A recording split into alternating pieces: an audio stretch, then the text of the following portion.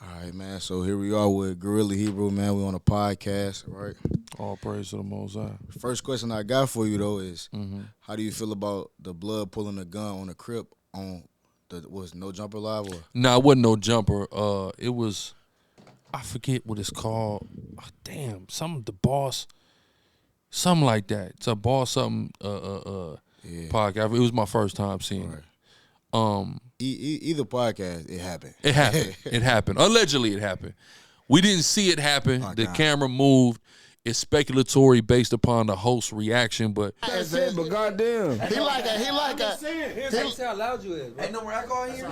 Over here, baby. Bro, what's over there? It might be a little bit of something. He tried to hand you the deer juice. Here, girl. No, ain't no more.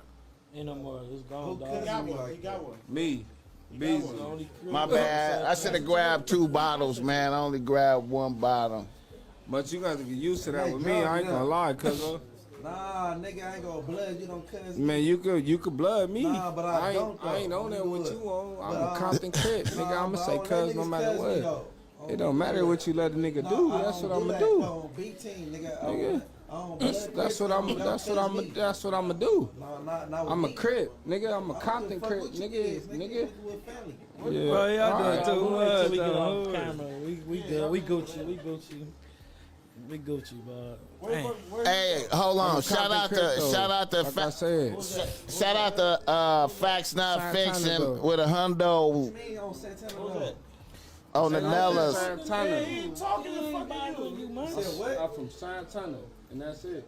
But why you keep saying that? Munchie, let that shit go. Hey, y'all. Wait, y'all stop. Wait. Munchie, wait. Come on, man. Wait, man. Listen, man, hold up, man. Come on, man. Bro.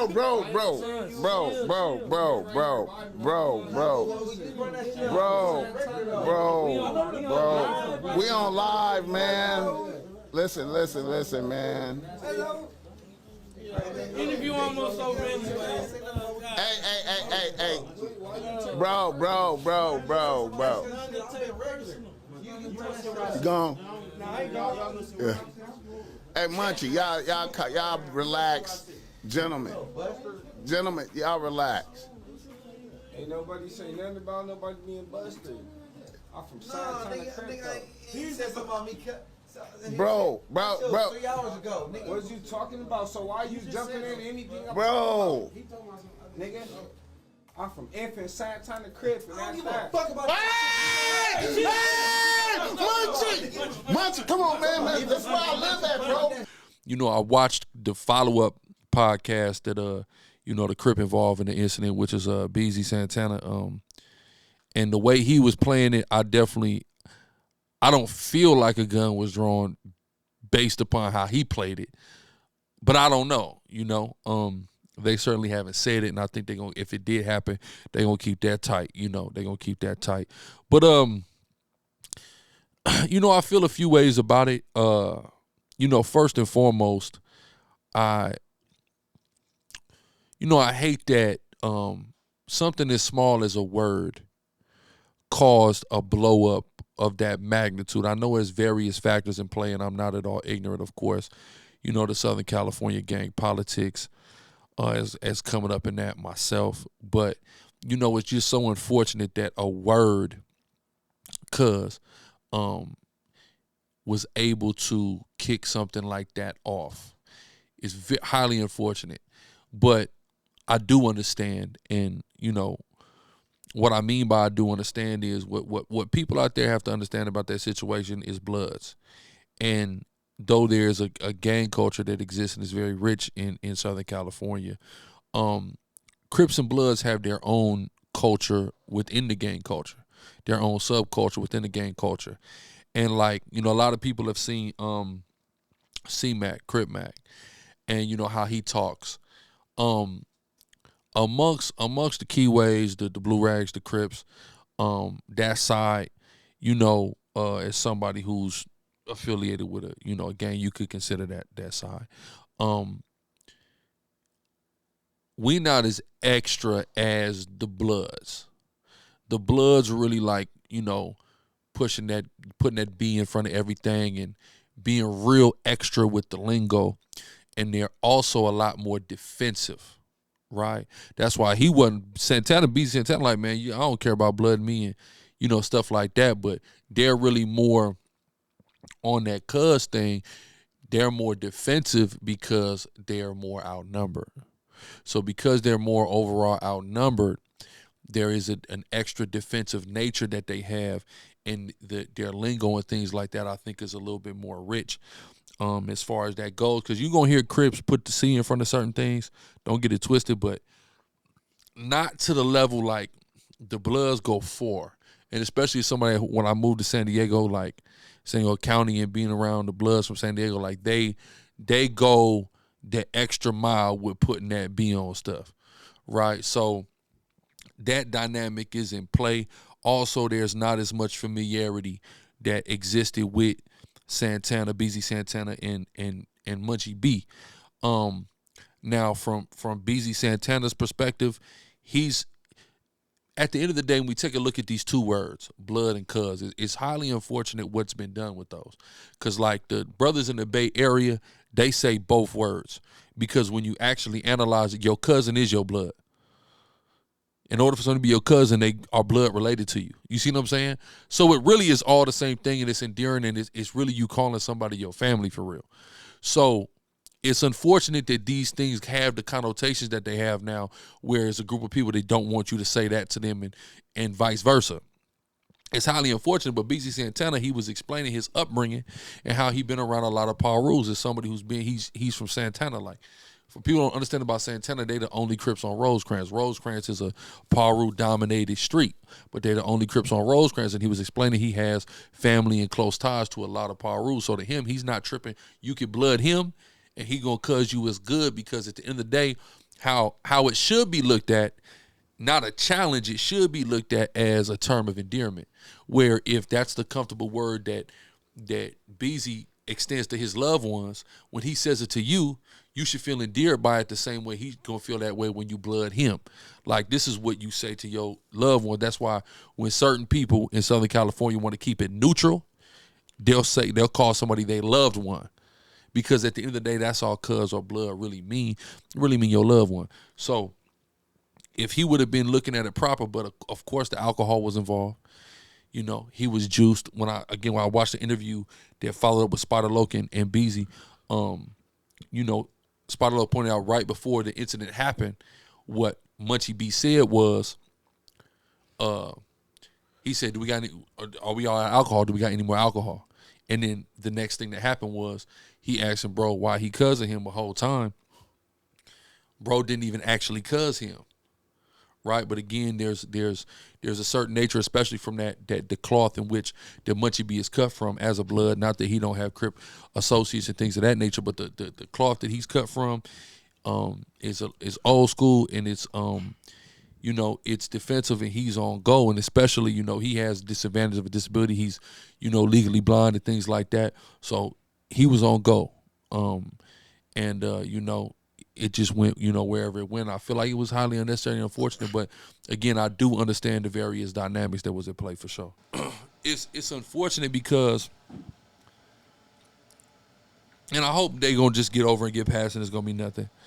But it's unfortunate because, the reason they did that podcast is because they did this song called The Round Table. So The Round Table featured you had a Samoan, D-Boy 223 out of Carson, out of Borson, Westside Borson. You had, the Bompton Rules on there from LEUDERS Park from Cross Atlantic. I used to be all there, right there on Atlantic, right there at the border, Cross Atlantic and the Limes, man.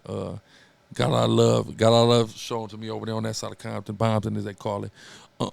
And see, that's funny too, because you hear BeEZY in the way he's interacting, he'll, like, going back even to what I was saying about, like, the Bloods lingo. We'll see Bloods that we fuck with. Oh, nigga, what's up, Blood? What's bracket? Like, it's not as a big a deal to our side as it is to them. You see what I'm saying? It's not. And people who know are going to know exactly what I'm talking about. Right. You know what I'm saying? You must be like, oh, that was bragging blood, blah, blah, blah. Well, you know, we'll have no problem talking to Bloods like that. Just really as a show of love and respect, you know, or we'll play like that even with each other. That happens for sure. But it's kind of because like they way more extra, you know what I'm saying, than we are with the lingo. We got it, but, you know, like they're way more extra with it. So he was playing like that, but that whole thing was about the round table. So again, you had a Carson PIRU, 2 Compton PIRUs. You had Munchie from Inglewood Family Gangster Blood. Then you had the homie Poke from Westside Hoover, of course. And then you had, you know, BEEZY from Santana Block Compton Crip. So you had this allegiance, you know, 3 rules, a Inglewood Blood, a Hoover, which, you know, he criminal gang, but, you know, criminal Crip, you know, in that range, and then a straight out Compton Crip, right? Okay, cool. So it was an allegiance of individuals coming together, you know, showing that they could come together, showing that they could bring their homies into one place and shoot a video successfully without incident, put this song out, and there's going to be, according to Avenue Champ, like he said on that podcast, a series of songs that they're going to do like this with this collective. And I think that was a beautiful display of unity to some degree. But even when you analyze, of course, you know, the set the Hoovers, and you analyze Santana, you know, it's, you know, on the blue side. Again, if you criminal thing, you still gonna put it on the blue side for real. On the blue side, but when you look at, you know, the Hoover's enemies is, you know, it's mostly Crips. And Santana got a lot of Crip enemies also.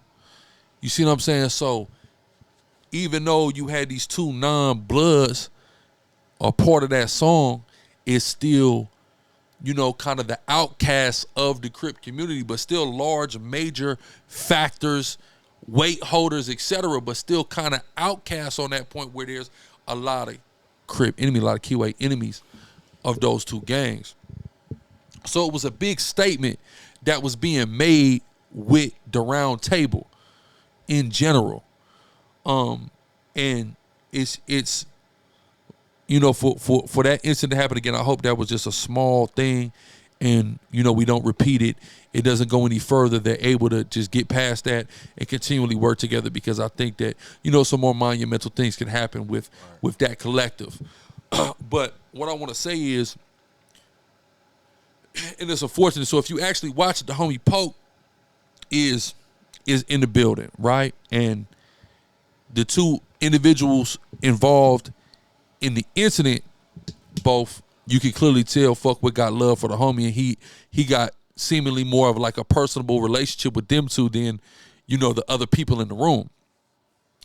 So when it happens, he like, yo, Munchie, like, chill, like, just be cool. Munch is good.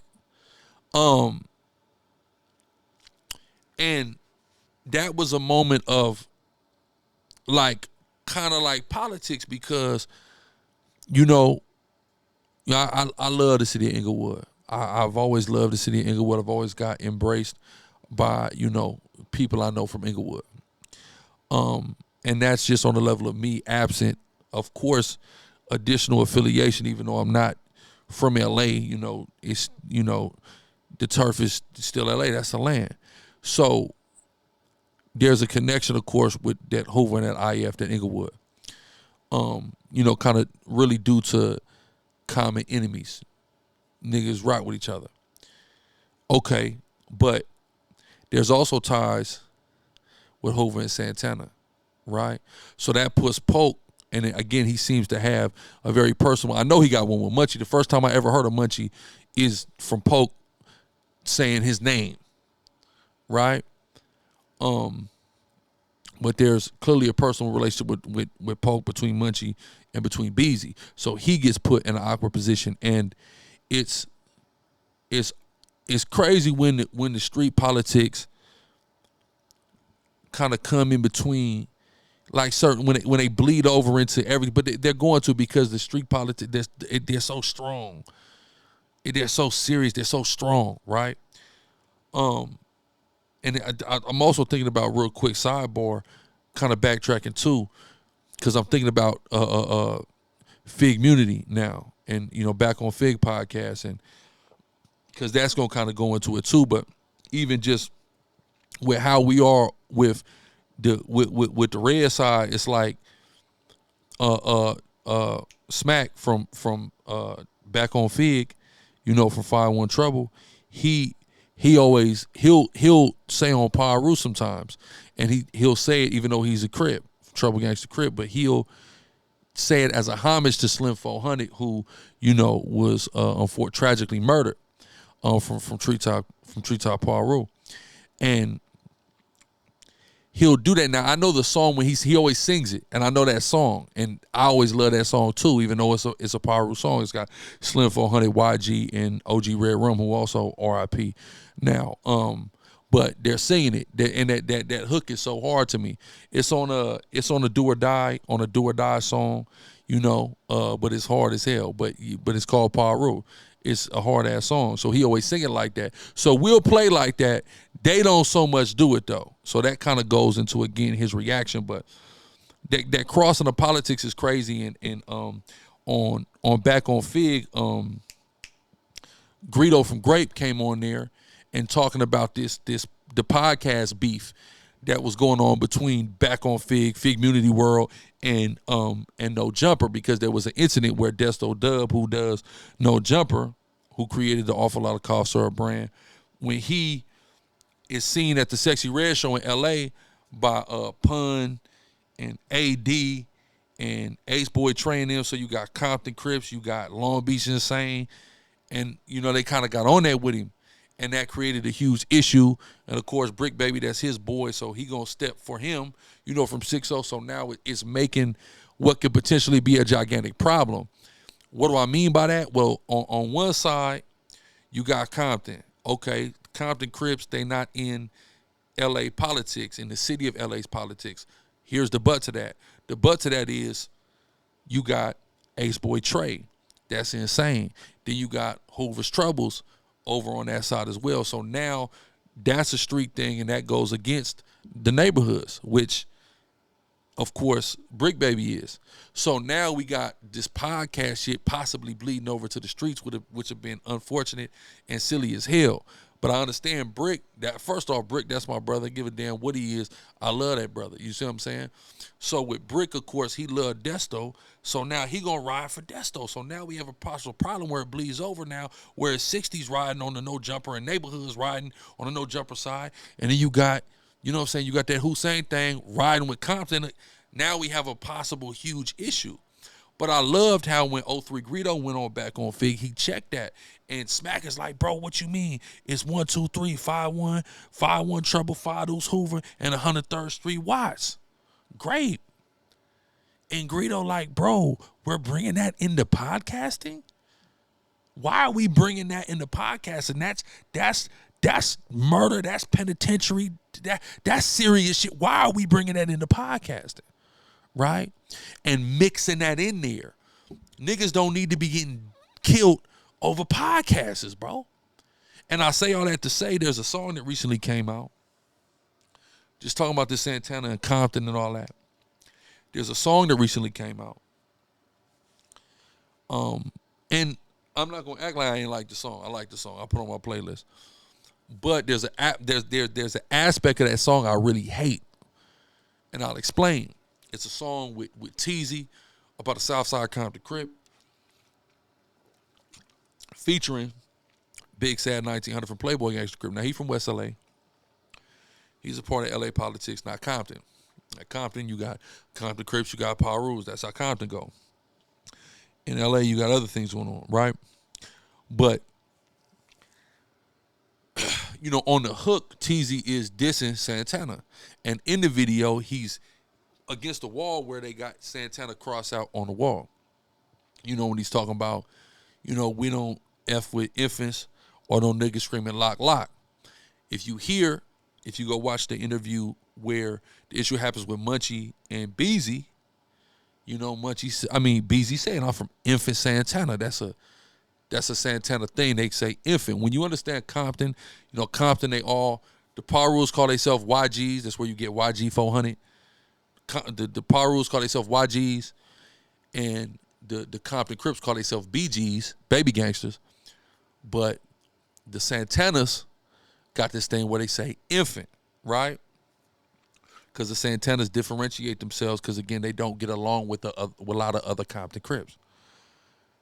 So, and then they got the shit where they say lock, where they do that, which lock, LOCC, because, you know, the Compton Crips, they always put in a double C for Compton Crip. So that's where that come from. So BEEZY, or TEEZZY rather, on his hook, so we don't fuck with infants, or no niggas screaming lock. He's dissing Santana again. He got them crossed out, but then he brings Big Sad into that and puts Big Sad on a song that is a diss song to another Crip gang in Compton. To me, that's not right. To me, it's unfair for you to reach out for a feature from Big Sad and you got a hook where you dissing your opposition directly like that. You are directly dissing a Compton Crip gang, and you done took this West LA gangster Crip and involved him in that, right? Even though, of course, he's not dissing, but he's on this song now that is about dissing Santana. And all that that cross-pollination, we'll call it, I don't think, it's not, first off, I would rather people not diss in general. But if you're going to do it with you and your hood. Don't bring other people in it, because now that could get sticky for bro. And not that bro is worried, but also you have to be mindful of the problems that you involve yourself in. It doesn't matter whether you're equipped to handle those issues or not, or whether you're not worried about those issues, right? You should want your life to be, you know, have as least strife as possible. You got enough of it, you know, being, you know, from Playboy Gangster, of course. Y'all got your own issues. So to then jump on a Compton song where they're directly, blatantly dissing over and over the Santanas is kind of crazy. But I blame TEEZZY for even involving Sad with that. You got him, and you got, you know, like Gas Gang, say the A-Trays, and, you know, you got the Gangsta Crips, you got the Movers on there with the Comptons, but they dissing another, like, stuff like that, man. Niggas got to be mindful of stuff, because you can really get people in fucked up positions, predicaments, etc., you know, over their association with you. You know, people are guilty by association. And what's cold is this. On that same song, TEEZZY said, if you linking with the ops, then you're an op to the hood. Well, for you to say that, but you linking with the Gangsta Crips, you linking with the Playboys, with the A-Trays, etc., in that video, are you telling the Santanas that they should look at them in that way? So there's a lot of little shit. You got to be careful and you got to be mindful, and that's the thing. And what the situation with Munchie and BEEZY exposed is when you are bringing different gangs together, hoods together, cars together, etc., you do have to a degree, walk on eggshells. You have to be careful, right? Like, I remember when I was in the county in San Diego, and, you know, an OG from West Coast, Crip from 30s, right? Big brother who could definitely handle himself in any situation. You know, he walked through the Mexican's driveway, the south side of the driveway, and he made sure to tell him my bad, especially, you know, the veterano, like, my bad, you know, and they wasn't tripping. But just that's an example of that. Not that he wasn't worried. It was 4 Southsiders at the day room at that time. I'm sure he wasn't worried. Especially because it was, I forget why we was out, but it wasn't regular. No, it was like a morning day room, I think.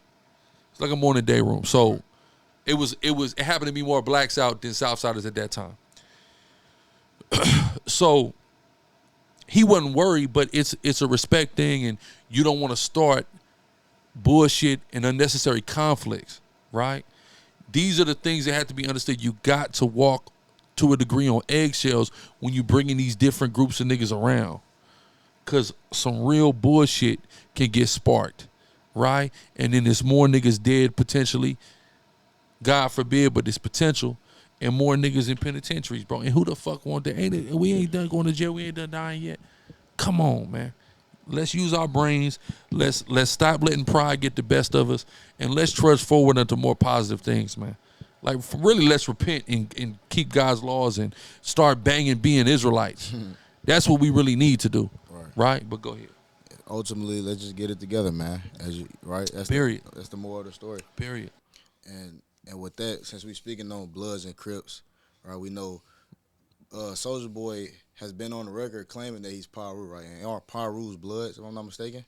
Yeah, PIRU's fall up under the blood umbrella. Okay, gotcha. So with Bloods and Crips doing this on live, allegedly, right, pulling guns out, you got Soulja Boy and Blueface having altercations online that we've been seeing, all kind of stuff going on. How do you feel about what they have having such thing as like Blueface pulling up in the hood saying, I got your address, asking random people like, where's Soulja Boy? How do you feel about that as well? Yeah, well, you know, Blueface is an expert at doing what he do. Cause that was a stunt. Cause he pulled up to the Fruitown BRIMS, not the Fruitown PIRU. So he didn't even pull up to Soulja Boy, the hood that Soulja is claiming. He pulled up to a hood in South Central LA, next to the USC campus that has been severely gentrified, right? And that's no knock to Blue. I mean, I'm a big fan of Blueface and what he does, and I'm highly entertained by what he does. So it's not a knock, but Soulja Boy's claiming a community out of Compton. Not the city of Los Angeles. So, but even with that, the ignorance to come in, and this is where credence gets taken away from certain people. He wants to be like Chris Brown. Some people may knock Chris Brown or try to deny Chris Brown, but Chris Brown is somebody who is embraced by that gang. He's embraced by Fruitown PIRU for sure. He's embraced by a lot of PIRUs and other gangsters from the LA area, for sure. When you get to Soulja Boy, you got people from the Fruits that's not feeling Soulja Boy from the hood that he's claiming, and that's not unheard of course. Everybody don't get along from every gang. That's a common misconception. But it's just certain things, like, for example, Blueface said, Soulja Boy, where's you from? Right? That was that whole, you saw that? Yeah. When he was asking him that. I ain't see that. Right, so he was asking him that. I seen the clip of that on Instagram. It was on live. Yeah. And, Schoolyard. Shout out Schoolboy Q, too. But Blueface was like, you fucked up. You ain't telling me, you ain't saying where you from. I asked you where you're not saying it. And Soulja Boy playing this kind of weird role, and he doesn't realize that when you become the rules that govern, those politics is when that happens, you gotta bang. Like, you have to, declare where you from. You supposed to say nigga from Fruitown Butta, I'm from Fruitown PIRU, whatever. You have to say that right there. Right. He didn't say that, so Blue like, man, you don't realize you messed up. You messed up, and everybody's gonna see it. And Soulja Boy want to use the excuse of, the homies on Rico's. Right. So when that was said, if you go to the comments, and I seen a whole lot of people out of Compton, or in this case Compton, that's talking about, hey, ain't nobody from Fruitown on a Rico right now. What is he talking about? But what he's referring to is Young Thug and individuals like that are on Ricos. Not necessarily people from his hood, but people who he is associated or affiliated with that are high-profile rappers who glorify their gang affiliation and due to it now have RICO cases. That's what he was referring to. Nice try to cop it or excuse, but you have to understand when you involve yourself in this level of ignorance, you don't get to do that. Okay. You don't get to have logical excuses like that all the time. Somebody, you're in conflict with a gang member, and you're now being asked where you from. You have to bang it. It doesn't even matter. I know people who have gotten DPs because somebody pulled and cocked a gun on them and asked them where they were from, and they said they didn't bang when they did. And they are disciplined from their hood for that. Meaning, it would be stupid. In that instance, it would have been stupid for that man to say, I'm from here, because that would have got him killed probably. And he had some kids with him or something like that. But because he didn't, his hood still wanted to whip his ass for it. So it's ignorant, and there are aspects of the ignorance of the gang culture that are totally illogical, but that doesn't matter. You signed up, it's cute to be it was cute to you to be a PIRU. Okay, cool. Then the stupidity, you have to participate in the stupidity. You don't get to just do it the glamorous thing when it's cute to throw up gang signs or put on your red, put on your burgundy, etc. You also are signing up for the stupidity, for the nonsense, for sure. Now people may want to know, like, on the outside looking in. I mean, you told me before, but how does somebody like a Soulja Boy or Chris Brown even get to claim a gang all the way on the west side of the country, and they're not even from that area? How does something like that happen? Well, there are various ways. In their case, they have a similar case to a degree, but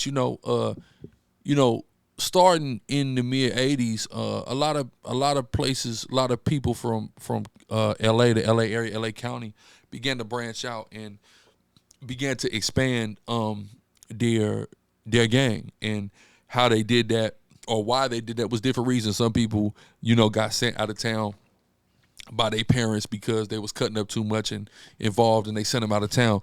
But one of the main things was the drug trade, was crack coming out, and the expansion of crack enterprises and things of that nature. So that had everything to do with how it got to my city in Tacoma, Washington, for sure, was crack in the mid '80s. So, but in the case of these guys, it was more so they got to LA, and when they got to LA and you're running around LA, you're gonna find out fast that you need to be plugged in with niggas who stepping in the area, niggas who understand the culture, they understand the landscape of what's going on.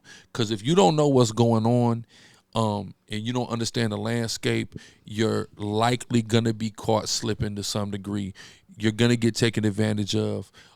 You're gonna be left high and dry. There's so many things that could go wrong, and LA, and not just LA, Southern California in general is so deceptive. It's one of the most deceptive places because you're gonna see, especially if you're not from a tropical area or a subtropical area, you're gonna see the environment, you're gonna see the palm trees, you're gonna see fancy cars and all these various things, and you're gonna think shit is sweet, and it just isn't. It's not sweet.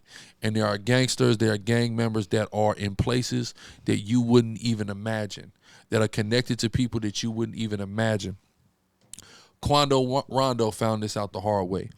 Quando Rondo, around the time Nipsey Hussle was murdered, he showed up at Slauson, Crenshaw and Slauson, at the parking lot, and he threw up a fuck Hoover and took a picture. Right? He's at his luxury hotel, and the homies run up on him. He's having no idea that could even happen. Right. But you don't know whose sister, whose girl, whose auntie, whose cousin work up at that hotel. Is a cleaning lady at that hotel, is a cook in that hotel, working front desk in that hotel. Yeah. Niggas is connected. So you think it's sweet, you in that luxury hotel, you take a little cute picture, dissing somebody hood, and all of a sudden, what's the deal? What happened though? It's 5-6 niggas now pressing up on you like, what's that about? And he not knowing the severity of the West Coast politics. He think it's cute. Because he all the way from Savannah, Georgia. He's not even from Atlanta. He's from Savannah, right? He's from Savannah, Georgia. And then he had to learn out the hard way a couple ways, because then a couple years later, what happened? His boy get killed right next to him. But it was at the Beverly Center. You see what I'm saying? So that's a prominent area, but he ain't the first person to get killed by the Beverly Center, by no stretch of the imagination. But in these areas where you might think it's totally sweet, it don't be, because the hood it really ain't too far. Yeah. And it really is the hood, because the people from the hood and people connected to niggas in the gangs are right there and are reporting back. You see what I'm saying? Yeah. So it's deceptive. So when the Soulja Boy or the Chris Brown, now they're in the entertainment, they're in LA now, they're working up out of LA, they're taking meetings and they're doing all these things in LA, you're gonna be brushing shoulders with people, or you're gonna understand the importance of being embraced by people from certain areas who are gonna essentially be your passport to the streets, right? Are gonna help keep you safe and protected. And it's not on no whole ass shit or nothing like that. It's just, you can't be a one-man army, and you can't bring foreigners, you're at a total disadvantage when you're foreign to a place and you're trying to navigate the landscape. So it's very useful any place you go to have people who can assist you with navigation, period. So, both of them end up getting in tune with some people up out of Fruitown Bonding, out of the Fruitown PIRUs. Yeah. And with them doing that, I've heard certain people say you don't got to get put on Fruitown Pie. I've heard people say opposite. I don't know. But through whatever way it was made acceptable for them, somebody co-signed them claiming. I've heard things about Chris Brown, and I've heard that, he handled his business and did the things becoming of a member. I haven't heard the same about Soulja Boy. It's none of my business. I'm not a PIRU. But I will say that, what I've seen, the behavior I've seen of Soulja Boy is really kind of like goofy. And there's a particular individual from Fruitown named Young Hated. He the one that had when Soulja Boy was like, oh, niggas bonding, boom, boom, and the nigga told him, hey man, get up off me. Right. That's why he called himself Mr. Get Off Me. Young Hated up out of Fruitown, and he's even pressing the issue now and telling Blueface that he want that with Soulja Boy, and he's a member of Fruitown. Now, we'll find a way to tie this in because you brought up the Quando Rondo and how he claimed what he claimed and what he did, and Quando Rondo also been in a lot of beefs, right? And he also had altercations with on the internet with some Chicago people, right? Yeah. We're gonna go to Chicago now. Okay. We have allegations, or it may be true or allegations, I'm not too informed on it, about King Yella and FBG Butta snitching, right? Yeah, they snitching. And they snitching. I was at your crib, man, when we saw the live with the FBG Butta when he said when 16 was asking him about it, he told 16, I will overpress you, shorty. That's a funny live stream, right? Just great. The mannerisms of the man on live that's hosting it, and then FBG Butta just spazzing out, tweaking on dude for no reason, and he trying to come to him on some calm stuff, right? Yeah, 16 definitely was keeping it cool. Now, what's going on with your thoughts about that whole situation, that snitching rumors are? Well, Double O already told us that, he was Italian beef and Pepsi. He told us that, right? Now, he started doing these interviews. Yeah. I'm going to tell you what's so cold about the world right now. Lil J told us FBG Butta was Italian beef and Pepsi. He told for the Italian beef and the Pepsi. He been saying that. Right? It's a lucky, right? For people don't know what the Italian beef and Pepsi represents in Chicago. Would you mind informing them on what that means? It represents a meal, but a inexpensive meal, right. And that's all it allegedly took for him to flip on, a childhood friend of his, right. Which is Lil J. Right. Some call him Lil Gay, right? Yeah. Lil J, I believe, has admitted to having some type of dealings with a man. I ain't messing with bro, right? I tried to go to bat for him. I didn't want to believe it. Once he admitted it, Lil J's out of here. He's canceled. But nonetheless, Lil J told us that Butta told on him, right? And I think his mama too, if I'm not mistaken, because Lil J mom went to jail behind it as well. I think for intimidated witnesses, if I'm not mistaken. But he already told us that. But what happened was he went on this interview tour. Butta started doing all all the interviews. And people kind of forgot that he told and revalidated him as a street person because, it's definitely alleged that he was involved with different murders with his play sister, which is K.I. They call them the twins, but I don't think they're actually siblings, if I'm not mistaken. I think they just kind of they favor each other. So people kind of forgot about that snitch allegation and the Italian beef and Pepsi, which was this running gag for a long time. Yeah. But, Lil J locked up and, he was able to come through and kind of, guerrilla the narrative. But he took the stand in the RICO case against O-Block for the murder of FBG Duck. He took the stand and he's trying to downplay what he did. He's trying to say he didn't snitch because he didn't tell on anybody that was alive. Some of y'all is slow, but my thing is, he believes he didn't snitch. I know that he believes that he hasn't done anything wrong because he only talked about dead people. But man, y'all got to be smarter than that, right? I know y'all, a lot, you know what I'm saying, wasn't paying attention to school. You ain't got to pay attention to school to be smart, though. Like, for real. When we talking about a legal situation, and this is how I know, like, this is how I know a lot of y'all can get manipulated in interrogation rooms to take stands, things of that nature, to give up information. A lot of y'all are snitches and don't even realize it. Because it wasn't, you were not called to the stand, Butta, for the purpose of implicating any of the individuals that were on trial. You don't have any firsthand knowledge in order to even do so. That is your opposition, and you weren't there to witness the actual crime. I believe you were incarcerated at that time. So outside of hearsay and buzz from the streets, you couldn't even testify against their activity or their role in the crime if you wanted to. Right. So that's not the purpose you were called. They knew what you were going to come up there and say. You were called up there for a purpose to help make the government's case against these individuals. And the government is trying to prove a motive. So by your testimony to the heated rivalry and the back and forth murders that have been going on for years, you are establishing the motive. When we're talking about a murder, one of the key things that has to be proven in a murder for someone to be found guilty is motive. See, this is why serial killers, they have to bring in profilers to attest to the serial killer's motive, because serial killers don't really have motive, right? That comes in the psychological profile. But when we're talking about a gang hit, there's a very clear motive, and you took the stand and established that motive. So you most certainly snitched. Same thing now with King Yella. You, first off, you telling the police, you go, is there paperwork? Who got arrested? It's not about who got arrested. Right? A snitch is also called a what? An informant. Right. What does the informant do? Gives information. An informant gives information. You have to provide information to be an informant. You have to, right? So you gave information about what? The gang affiliations of various celebrities, right? Now, last I checked, 6ix9ine took a stand in the federal case and voluntarily gave up information on Cardi B's gang affiliation as well. Yeah.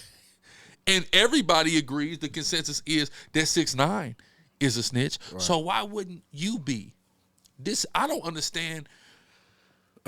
I don't get, you know, if you so in the streets and you this street dude and you so against snitching, and King Yella's a brother who done did considerable jail time, but as well, I can't for the life of me understand why niggas is so comfortable taking stands and giving all this information to the police in the first place. And I don't understand why there is some type of question as to whether or not that's telling. You are giving information that could potentially lead to arrest, information that could help investigations, right? Or information that can spark investigations that lead to incarceration. Certainly. So yes, what Yella and what Butta did was indefinitely by the book snitching. Because what happened to when people used to be just so against even anything, saying any anything. cooperation at all, like saying anything. You pointed me out a good movie about the undercover deep cover. Deep cover. You know what I'm saying? So he got Great caught movie. up, right? And he's a cop. Right, he's a cop, and he got caught up. So he knowing that he got this backbone to where even if he do snitch, man, he gonna be safe regardless. He's a cop, right? Exactly. But he went in that room and didn't say a word, didn't cooperate at all. And he's a cop. Yeah. And he got praised for not snitching and got moved up in his ranking. You know what I'm saying? He's an undercover cop. Yeah. So much for these street dudes to not even cooperate at all. But they corroborating and snitching on so-called dead people. And like you said, it's gonna spark even investigations. It's gonna spark more clues, more, you know what I'm saying, stuff like that. So saying anything is incriminating, you know what I'm saying? So I would say they need to live by the street code that they you know that they proclaim. That they proclaim. If you're not about that, well then say that. If you're a civilian, be a civilian. Be a civilian. But if you rapping about gangster stuff, then you still propagating that, so you can't really kind of retract from that. Right. While you're still actively promoting and propagating it. It's you know, it's just it's all just crazy to me. There was a time where niggas just wouldn't talk to the police, man. There was a time of that. Taking a stand on behalf of the prosecution in the case of FBG Butta is really crazy. That's really crazy. And like, here's the problem. Let's snap all the way into street mode. And you can keep it biblical as well, because the scriptures talk about revenging. When somebody murders your loved one, the family of that murdered victim has the right to seek vengeance and take vengeance and get vengeance on behalf of their fallen loved one, against the person who actually did the murder. If we take a look at 63rd, man, and FBG, STL, TW, Gyro City, that whole area over there, man, where I've been over there. I've taught the Bible right there on 63rd, right across from the Rothschilds. I've been old block. I've been all over there. It's just like on a street level. I'm gonna come down to the street level real quick. Revert myself back to the street level. You're not doing Duck a justice by taking the stand. That's not doing Duck a justice. If they would have got caught anyway, that's fine. But through the Buttas and the Trenches News and them taking a stand, that don't do Duck a justice. That's not getting vengeance or justice for Duck for real. It just what you saying to the world, frankly, is, man, 63rd is washed up and we got to go tell on the ops now if we want to get revenge or get even. We got to tell on the ops. And that's wild, man.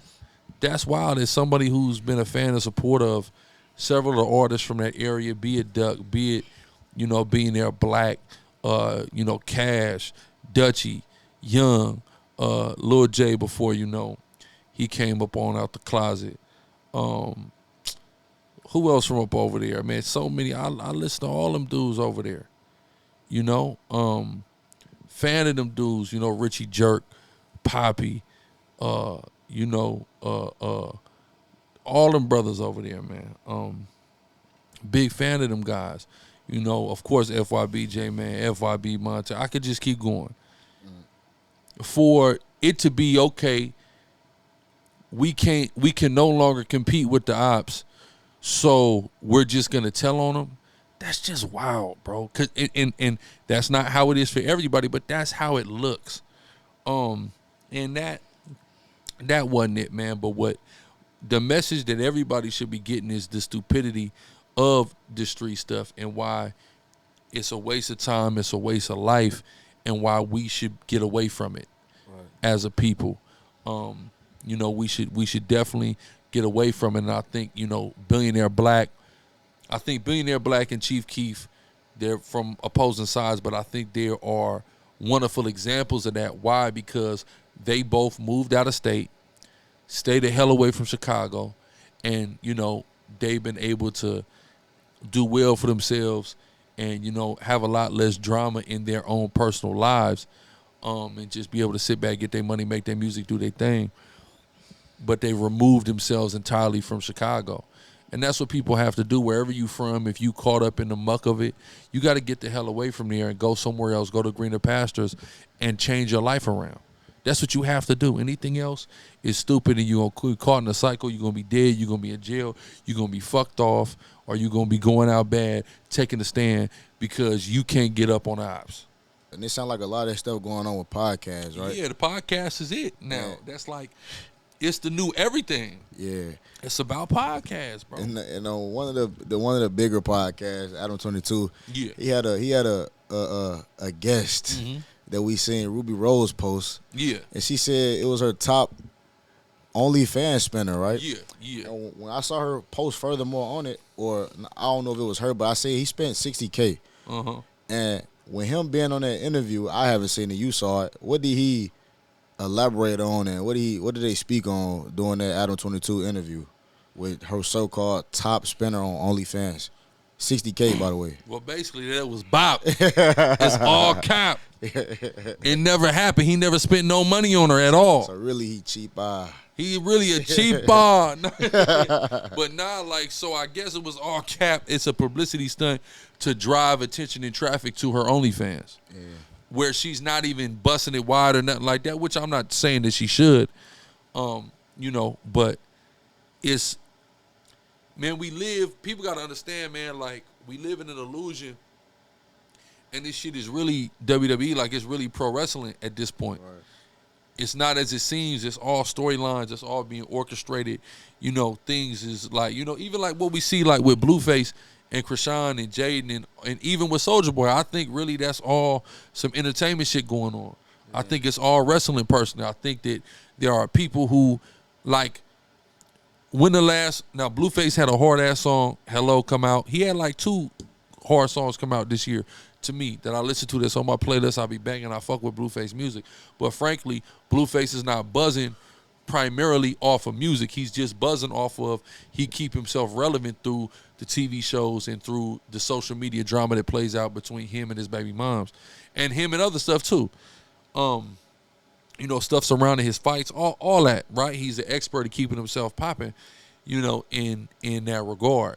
In understanding that though, you know, this stuff with Ruby Rose is not real. And also I saw people like, Ruby Rose had her Vlad interview and she talking about like her upbringing and how, you know, good it was and how she went to like boarding school in Switzerland. She knows 4 languages, all this shit. People are like, oh, why is she, you know, on the internet on the songs pretend to be this ghetto hood rat and all this. And I'm like, yo, like y'all haven't comprehended this is entertainment yet. Entertainment is not predicated upon what's true. And there's been a million rappers that come before Ruby Rose that did not live the life in which that they portray on the songs.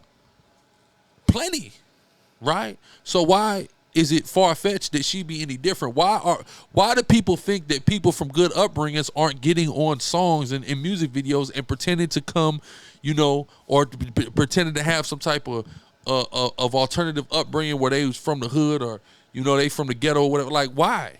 Why in 2023 and in 2024 are we so surprised about that? This has been happening for a long time. It's not finna stop happening. And what people need to start understanding is being an influencer and being a rapper, these shits are just jobs. They're the new jobs. Yeah. Some people are gonna be able to earn 6 and 7 figures from these jobs. The same way you might can be an engineer and earn 6 to 7 figures, depending, right? These shits are jobs. If somebody has enough marketable look, they can get with a team and their persona can be created and they can be marketed and they can generate income and feed themselves and others. Right. That's what's going on. People are looking way too deep in it and expecting some level of authenticity that has never existed in the entertainment world. I can't for the life of me understand. You know, it's like Sweetie. When you understand Sweetie's background and her up, like Sweetie, people even say this about Lotto. Now, I don't know, right? I don't want to judge them, right? Because somebody could say that about me because I done lived in all type of social areas in different times. You know, some for a lot less than others, but I've been exposed to a lot of different aspects of life, neighborhoods, communities, cultures, all up and down the West Coast, now down South, things of that nature for sure. But, you know, from what I gather, the ghetto, the ratchet, the all that, some girls are just embracing it. They feel like it's cute.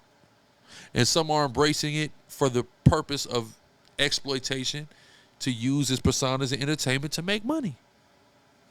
Yeah. I mean, that's all. It's not rocket science. It's not so crazy. I don't know why people are acting like there has to be some integrity behind it in the first place. Man, this is entertainment, man. And people got to start understanding, you know, the world in which they're in and what they're watching, and stop thinking everything is real. Y'all really the ones who's constantly getting hit over the head. You're the lick for real. Because people literally just living their life soaked in social media and internet. They become gullible to all the news and everything. They don't even try to even see if it's real or not. They have no discernment. See a headline just fall on their face. Oh, damn, that's it. No discernment. Like the thing with the dude spending $60K. I'm like, bro, I'm gonna be real with you, bro. Like, that automatically sounded crazy. Like, bro, 60,000. Yeah. And then again, like people are saying, she don't even take her clothes off or nothing. You damn near are paying on her OnlyFans for her Instagram. It's it's not a difference, they say, right? So I'm like, well, why would he spend 60,000? And then all of a sudden it turned up to 90,000. Like a few days later, it's like, oh, they saying he's a crypto bean. They gave him a whole backstory. I'm just like, damn, he was spending I don't know.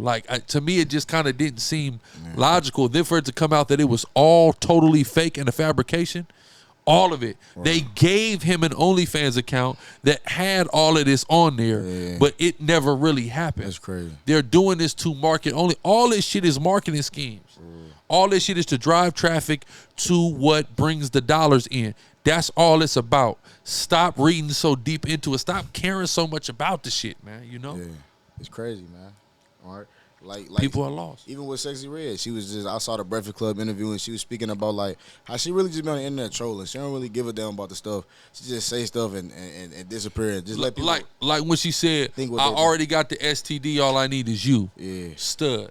Like, oh like, my what? God. She said what? It's like, bro, like, that's funny. You can tell she was just at the crib she's troll like what part of people trolling don't you understand? Like I don't know like where motherfuckers' minds be for real. Some of y'all really just green out here. Like I don't understand what's hard to get about this stuff. Some of this stuff just laugh about it, move on, or just don't give a fuck about it. But why people are getting like so outraged, so up in arms, so out their body over things that are irrelevant that don't even affect them at all, it's wild to me. It's wild. It's just the internet, man. It's the internet, man. It's just the internet. It's not real, but like y'all are trying to make the metaverse reality. Y'all are trying to like push forward the transhuman agenda the devil have, each the white man have set up.